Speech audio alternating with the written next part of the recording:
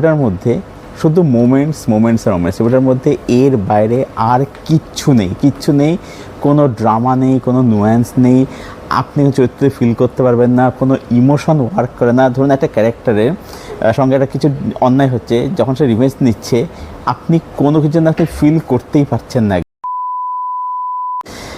Hello everyone, আমি Souvik, welcome to সিনেগানি। আর আপনারা দেখতে পাচ্ছেন যে আবারও সিনেমা হলের বাইরে থেকে রিভিউ করছি।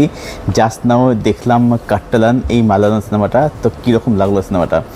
দেখুন, অনেস্টলি বলতে গেলে সিনেমাটা আমার একেবারেই ভালো লাগেনি।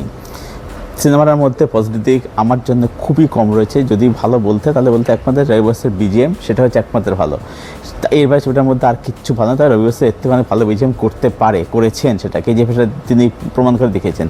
তো কেন ছবিটা ভালো লাগলো না? দেখুন, এই ছবিটার মধ্যে গল্প যদি বলি, এখানে আপনি গল্প যদি বলতে পুষ্পা, কেজিএফ এইগুলোকে তুলে নিন, ঠিক আছে, মিক্স করে দিন, এই ছবির গল্প। এবার ছবিটার মধ্যে শুধু মোমেন্টস আর মোমেন্টস, ছবিটার মধ্যে এর বাইরে আর কিচ্ছু নেই, কোনো ড্রামা নেই, কোনো নুয়ান্স নেই, আপনি চরিত্রে ফিল করতে পারবেন না, কোনো ইমোশন ওয়ার্ক করে না। ধরুন একটা ক্যারেক্টারের সঙ্গে একটা কিছু অন্যায় হচ্ছে, যখন সে রিভেঞ্জ নিচ্ছে আপনি কোনো কিছু না আপনি ফিল করতেই পারছেন না একদম, ঠিক আছে। পারপাস এখানে কারোর খুব একটা ভালো নয়। দেখুন, ব্যাপারটা হচ্ছে যে যেটা করতে পারে, দেখুন Malayalam industry known for drama, তারা পিওর ড্রামার জন্য তারা ফেমাস।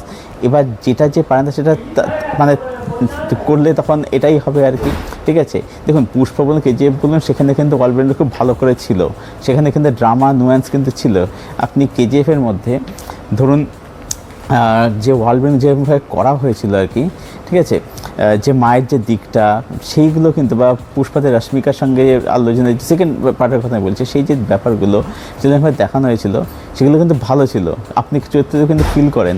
এখানে কোনো চরিত্রে ফিল আপনি করতেই পারেন না আর কি। তো মানে খুবই প্যাথেটিক আছে, ওই প্যাথেটিক এক্সপিরিয়েন্স আর কি। রেটিং আমার তরফ থেকে এটা 2 আউট অফ 10। এটাই ছিল আমার রিভিউ কাট্টালান ছবিটাকে কেন্দ্র করে। যারা দেখেননি, আমি তো ছবিটা একদমই দেখবেন না, ওটিতেও দেখবেন না। ভিডিও এখানে শেষ দেখা যাবে। Till then, keep watching good content.